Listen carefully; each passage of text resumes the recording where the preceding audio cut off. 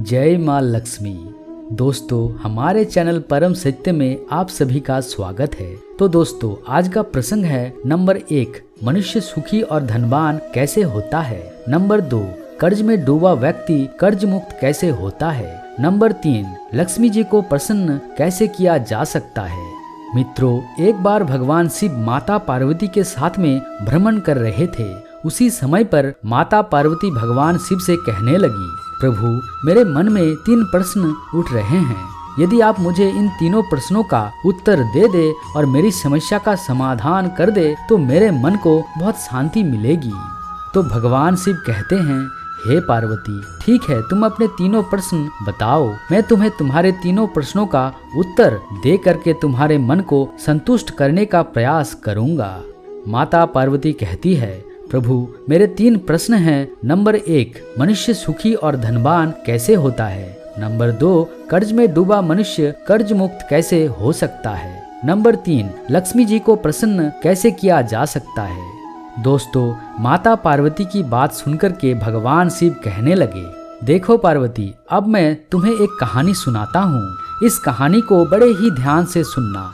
इस कहानी को सुनने के बाद में तुम्हारे तीनों प्रश्नों के उत्तर तुम्हें निश्चित मिलेंगे और तुम्हारे मन को अवश्य शांति मिलेगी। देखो, एक बार भगवान विष्णु शेषनाग की सैया पर बैठे बैठे सोचने लगे।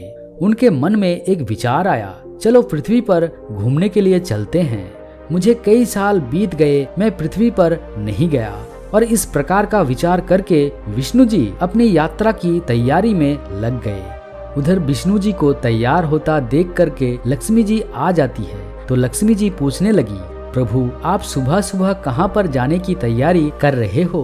तो विष्णु जी कहने लगी, लक्ष्मी, मैं धरती लोक पर घूमने के लिए जा रहा हूँ। इतना सुनने के बाद में भगवान विष्णु से लक्ष्मी जी कहने लगी, हे स्वामी, क्या मैं भी आपके साथ चल सकती हूँ। तो भगवान विष्णु ने कुछ पल के लिए सोचा और फिर कहा, तुम मेरे साथ में एक शर्त पर चल सकती हो। यदि तुम मेरी शर्त स्वीकार करती हो तो मैं तुम्हें अपने साथ ले चलने को तैयार हूँ। ऐसी बात सुनकर के लक्ष्मी जी कहने लगी, ठीक है प्रभु, आप मुझे अपनी शर्त बताओ। मुझे आपकी हर शर्त मंजूर है, पर मुझे आप अपने साथ ले चलो। मैं आपके बिना यहाँ पर नहीं रह सकती। उसी समय विष्णु जी कहने लगे, देखो, 4 दिशाएं हैं, पूर्व, पश्चिम, उत्तर, दक्षिण। तुम पूर्व, पश्चिम और दक्षिण दिशा में जा सकती हो, लेकिन कभी भी उत्तर दिशा में मत जाना। यदि तुम्हें शर्त स्वीकार है तो मैं तुम्हें अपने साथ ले चलने के लिए तैयार हूँ। भगवान शिव कहते हैं, हे पार्वती, लक्ष्मी जी ने विष्णु जी की बात को स्वीकार किया। तो विष्णु जी लक्ष्मी जी को लेकर के जब पृथ्वी लोक पर आते हैं तो क्या देखते हैं कि सूर्य देवता निकल रहे हैं। सारी रात बरसात होकर हटी थी, चारों ओर हरियाली ही हरियाली थी। उस समय चारों ओर बहुत शांति थी और धरती इस प्रकार बहुत ही सुंदर दिख रही थी। उसी समय धरती की सुंदरता को देख करके लक्ष्मी जी मंत्र मुग्ध हो जाते हैं और चारों दिशाओं को बड़े ही गौर से देखने लगती है। भगवान विष्णु ने पहले ही कहा था कि तुम पूर्व, पश्चिम और दक्षिण दिशा में जा सकती हो, लेकिन उत्तर दिशा में नहीं जाना। लेकिन पृथ्वी पर पहुंच करके लक्ष्मी जी विष्णु जी को दिया हुआ वचन भूल गई और उत्तर दिशा में एक अजब खुशबू आ रही थी। उसकी खुशबू में लक्ष्मी जी मंत्र मुग्ध हो जाती है और विष्णु जी को दिया हुआ वचन तोड़ करके लक्ष्मी जी उत्तर दिशा में जिस समय पर पहुंचती है तो वहां पर क्या देखती है कि एक सुंदर फूलों का बगीचा है। वहां पर सुंदर सुंदर फूल खिले हुए हैं। उनकी भीनी भीनी खुशबू लक्ष्मी जी के मन को प्रफुल्लित कर रही होती है। भगवान शिव कहते हैं, हे पार्वती, जब लक्ष्मी जी उस सुंदर बगीचे के पास पहुंचते हैं तो उनको एक फूल बहुत ही सुंदर लगता है। लक्ष्मी जी बिना सोच विचारे उस बगीचे में घुस जाती है और एक सुंदर सा फूल तोड़ लेती है। अब जैसे ही लक्ष्मी जी बगीचे से सुंदर फूल तोड़ करके अपने हाथ में ले करके और विष्णु जी के पास में आती है और विष्णु जी को वो फूल दिखाती हैं तो भगवान विष्णु जी उस फूल को देख करके अपने आंखों में आंसू भर लेते हैं और लक्ष्मी जी से कहते हैं, मैंने तुमसे पहले ही मना किया था और तुमने मुझे वचन भी दिया था कि उत्तर दिशा में तुम नहीं जाओगे, लेकिन फिर भी मेरा वचन तोड़ करके तुम उत्तर दिशा में पहुंच गए और तुमने बिना उस बगीचे के मालिक से पूछे एक फूल तोड़ लिया। क्या तुम जानती हो उस बगीचे के माली ने कितनी मेहनत से उस बगीचे को लगाया है, तब उसमें जाकर सुंदर से फूल खिले हैं। यदि तुमको फूल लेना था तो तुमने माली से क्यों नहीं पूछा? तुमने एक फूल की चोरी की है। लक्ष्मी जी कहने लगी, प्रभु मुझे क्षमा कर दो, मुझसे बहुत बड़ी भूल हो गई। विष्णु जी कहने लगे, तुमने एक फूल तोड़ा है, इस फूल की सजा तुम्हें अवश्य मिलेगी। और एक फूल तोड़ने की तुम्हारी सजा यह है कि जिस खेत में से तुमने फूल तोड़ा है, जिस माली से बिना पूछे उसके बगीचे से फूल तोड़ा है, तुम 3 वर्ष के लिए उस माली के घर में जाकर नौकर बन के रहोगी और पूरी तरह से उस खेत में काम करोगी। जब तुम्हें 3 वर्ष पूरे हो जाएंगे तब मैं तुम्हें वापस वैकुंठ बुला लूंगा। और यदि इन 3 साल की अवधि में तुम्हारी वजह से उस माली को जरा सा भी परेशानी हुई तो तुम्हारी सजा और बढ़ जाएगी। और यदि तुमने बिना गलती किए उस माली का सहयोग किया तो 3 वर्ष पूरे होते ही मैं तुम्हें वैकुंठ में बुला लूंगा। भगवान शिव कहते हैं, हे पार्वती, इस प्रकार से लक्ष्मी जी ने विष्णु जी के आज्ञा पालन करते हुए कहा, ठीक है प्रभु, मैं 3 वर्ष की सजा काटने के लिए तैयार हूँ। मुझे क्या मालूम था कि एक फूल की चोरी करने से इतनी बड़ी सजा मिलती है। अब लक्ष्मी जी एक गरीब औरत का रूप बना करके और उस माली के घर पर जब पहुंचती हैं तो वो माली बहुत ही गरीब था। उसके 2 बेटे और 3 बेटियां थी। सभी परिवार मिलकर के खेतों में फूलों का काम करता था, तब कहीं जाकर के 2 वक्त की रोटी मिल पाती थी। भगवान शिव कहते हैं, हे पार्वती, जैसे ही लक्ष्मी जी गरीब औरत का रूप बना करके उस झोपड़ी के पास पहुंची तो माली निकल करके आया और कहने लगा, बेटी तुम कौन हो और इस समय तुम कहां से आई हो? यहाँ पर चारों तरफ जंगल है, तुम्हारी जान को खतरा हो सकता था। तो लक्ष्मी जी कहने लगी, मैं एक गरीब औरत हूँ, मेरी देखभाल करने वाला कोई नहीं है और मैंने कई दिनों से खाना भी नहीं खाया। यदि मुझे आप अपने यहाँ पर काम दे दो तो मैं आपका घर का सारा काम कर दिया करूँगी। बस मुझे अपने घर में एक कोने में आसरा दे दो। 2 वक्त की रोटी जैसे भी रूखी सूखी मिले वो खिला दिया करना, मैं वही खाकर खुश रहूंगी। भगवान शिव कहते हैं, हे पार्वती, उधर जो माली था वो गरीब था लेकिन उसका दिल बहुत दयालु था।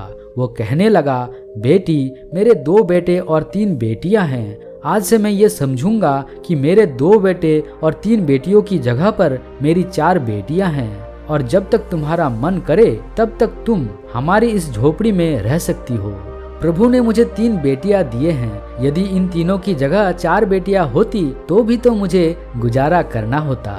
फिर माली बोला, आज से यही समझूंगा कि प्रभु ने मुझे 3 की जगह 4 बेटियां दिए हैं। अब तुम आराम से आ जाओ और इस घर को अपना घर समझो और जब तक तुम्हारा मन करे तब तक तुम इस घर में रहो। भगवान शिव कहते हैं, हे पार्वती, जैसे ही उस माली ने लक्ष्मी जी को अपने झोपड़ी में शरण दी तो लक्ष्मी जी उस माली के घर में नौकरानी बनकर काम करने लगी और खेतों में माली जाता था तो साथ में लक्ष्मी जी काम करने के लिए जाती थी। जिस दिन लक्ष्मी जी पहली बार खेतों में पहुंची और लौट करके घर वापस आई तो वो माली कहते हैं, बेटी तुम काम मत किया करो, काम हम सब कर लेंगे, तुम हमारी मेहमान हो, तुम आराम से इस घर में रहो। तुमने कभी भी खेतों में काम नहीं किया होगा, तुम्हारे शरीर में दर्द होने लगेगा। लक्ष्मी जी कहने लगी, नहीं कोई बात नहीं है, मैं आपके साथ में मेहनत करूंगी, धीरे धीरे मुझे आदत पड़ जाएगी। भगवान शिव कहते हैं, हे पार्वती, पहले दिन लक्ष्मी जी ने जब माली के साथ में खेतों में कार्य किया और दूसरे दिन जब माली ने खेतों में से फूल तोड़े तो पहले जो 1 डालिया फूल निकलते थे अब उसी खेतों में 15 डालिया फूल निकलने लगे।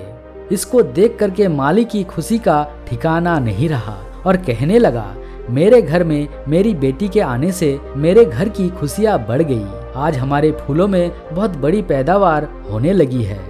और जब वो माली फूलों को लेकर के बाजार बेचने के लिए जाता है तो क्या देखते हैं कि जो फूलों का भाव था वो भी बढ़ चुका है। और इस प्रकार से माली को जहाँ पर कम बचत होती थी उस दिन से माली को 4 गुना बचत होने लगी।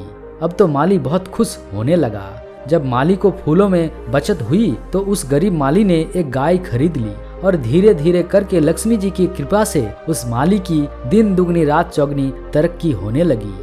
फिर माली ने थोड़ी सी जमीन भी खरीद ली और फिर माली और उसका परिवार जो फटे कपड़े पहनता था उसने सबके लिए बहुत अच्छे अच्छे कपड़े बनवाई। साथ में लक्ष्मी जी के लिए भी कपड़े बनवाए और कहा, बेटी ये पहनो, तुम्हारे आने से हमारे घर की गरीबी दूर हो गई है। अब हमारे फूलों में बहुत बचत होने लगी है। बेटी ये घर छोड़ करके कभी मत जाना।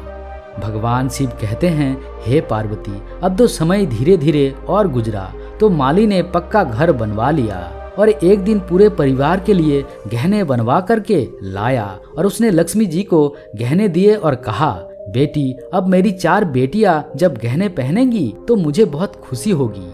मैं एक एक रोटी के लिए तरसता था। बेटी जिस दिन से तुम मेरे घर में आई हो मेरे घर की बरकत हो गई है। अब ये घर छोड़ करके तुम कभी मत जाना। रूखी सूखी रोटी अब खाने को नहीं मिलेगी। भगवान शिव कहते हैं, हे पार्वती, वो माली कहता है, मेरे घर में बेटी के रूप में मेरी किस्मत आ गई है। इस प्रकार लक्ष्मी जी को नौकरानी के रूप में कार्य करते करते माली के घर में अब 3 साल पूरे हो जाते हैं। तो 3 साल की अवधि पूरी होते ही लक्ष्मी जी खेतों से काम बंद करके और माली से कहती है, अब मुझे घर जाना है, आप मुझे आज्ञा दे दो। तो माली कहता है, बेटी तुम घर जाओ, आराम से खाना खाना और आराम करना, मैं भी तुम्हारे पीछे आता हूँ। भगवान शिव कहते हैं, हे पार्वती, अब लक्ष्मी जी के 3 वर्ष पूरे हो चुके थे। तो लक्ष्मी जी देवी रूप में गहने पहन करके जैसे ही माली के द्वार पर आती है, उधर से माली खेतों से काम करके जब घर लौटता है तो क्या देखता है कि द्वार पर एक सुंदर स्त्री खड़ी है। अब तो माली विचार करने लगा, ये तो मेरी वही बेटी है, लेकिन इसका रूप तो बदल गया। अब मैं समझा ये तो माँ लक्ष्मी है, मुझसे तो बहुत बड़ी भूल हो गई। मैंने माँ लक्ष्मी को अपने घर में काम करवाया। भगवान शिव कहते हैं, हे पार्वती, जिस समय माली का पूरा परिवार द्वार पर आता है और देवी रूप में गहने पहने लक्ष्मी जी को देखा तो माली हैरान हो जाता है और लक्ष्मी जी के चरणों में गिर जाता है और माफ़ी मांगता है, माँ मुझे माफ़ करना, मैं अनजाने में आपसे घर पर काम करवाया, खेतों में काम करवाया। दोस्तों भगवान शिव कहते हैं, हे पार्वती, लक्ष्मी जी कहने लगी, माली तुम चिंता मत करो, मैंने तुम्हारे खेत से एक फूल बिना तुम्हारे पूछे तोड़ लिया था। बस उसी एक फूल की चोरी की सजा मेरे स्वामी ने मुझे दी थी और तुम्हारे यहाँ पर 3 वर्ष के लिए नौकरानी बना करके इस फूल के बाग में काम करने के लिए भेज दिया। फिर वो माली भाग करके गया और जितने भी फूल घर में टूटे हुए थे सभी फूल ला करके माँ के चरणों में अर्पित कर दिए और कहने लगा, माँ एक फूल के बदले आपको इतना बड़ा कष्ट उठाना पड़ा, ये सारे फूल आपके ही हैं। आपने सारे फूलों को माली और माली के परिवार की तरफ से भेंट स्वरूप स्वीकार कर लो और मुझे क्षमा कर दो। भगवान शिव कहते हैं, पार्वती माली की बात सुनकर के लक्ष्मी जी मुस्कुराए और बोली, माली तुम बहुत अच्छे हो, तुम एक दयालु व्यक्ति हो, तुमने मुझे अपने बेटी की तरह रखा, मुझे अपने परिवार के सदस्य की तरह रखा। इस बदले में मैं तुम्हें वरदान देती हूँ, तुम्हारे पास में कभी भी खुशियों की और धन की कमी नहीं होगी। तुम्हें और तुम्हारे परिवार को सारी सुख मिलेंगे जिसके तुम हकदार हो। और इस प्रकार लक्ष्मी जी उस माली को हमेशा धनवान रहने का वरदान देती है। तब तक बैकुंठ से लक्ष्मी जी को लेने के लिए रथ आ जाता है और जैसे ही लक्ष्मी जी उस रथ में बैठती है, अब भगवान शिव कहते हैं, पार्वती तुम्हारे तीनों प्रश्नों के उत्तर अब तुम्हें मिलने वाला है, ध्यान से सुनो। लक्ष्मी जी ने माली से कहा, जो लोग दयालु और साफ दिल के होते हैं मैं वही निवास करती हूँ। हमें सभी मनुष्य की हमेशा मदद करनी चाहिए और गरीब से गरीब को भी कभी तुच्छ नहीं समझना चाहिए। लक्ष्मी जी ने कहा, हे माली, जो भी हमें प्रसन्न करने के लिए चोरी किया हुआ फूल अर्पित करते हैं उससे हमारे स्वामी रुष्ट हो जाते हैं और ऐसे मनुष्य का कभी हम भला नहीं करते और हमेशा जीवन भर ऐसा मनुष्य को दुख उठाना पड़ता है। ऐसे मनुष्य हमेशा कर्ज में डूबा रहता है। हमारी कृपा उसी मनुष्य के ऊपर होती है, वही मनुष्य सुखी और धनवान होता है, वही मनुष्य हमेशा कर्ज से मुक्त होता है और वही मनुष्य हमेशा हमें प्रसन्न कर सकता है जो गरीबों की मदद करता है। धर्म पर चलता है, गरीबों की सेवा करता है, दयालु और साफ दिल का होता है, जिसके घर में हमेशा प्रेम भावना रहती है और जो पूजा में हमारे लिए फूल अर्पित करता है वो किसी के खेतों से चोरी करके नहीं लाता, किसी भी स्थान से चोरी करके नहीं लाता, बल्कि धन लेकर के जब वो फूल प्राप्त करता है और फिर हमारे लिए अर्पित करता है, तब मेरे स्वामी को प्रसन्नता होती है और फिर मैं ऐसे मनुष्य के ऊपर हमेशा कृपा करती हूँ। वो मनुष्य जीवन भर हमेशा धनवान और सुखी बना रहता है।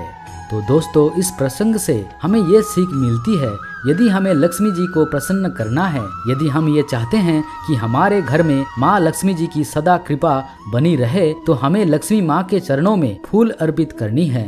तो हमें लक्ष्मी माँ के चरणों में फूल अर्पित करने के लिए कभी चोरी नहीं करनी चाहिए, और यदि हम फूल लेते हैं तो हमें उसके बदले में उस फूल वाले माली को उसका धन अवश्य देना चाहिए। तभी हमारे ऊपर लक्ष्मी जी की कृपा होगी और हमारे जीवन हमेशा खुशहाल बना रहेगा।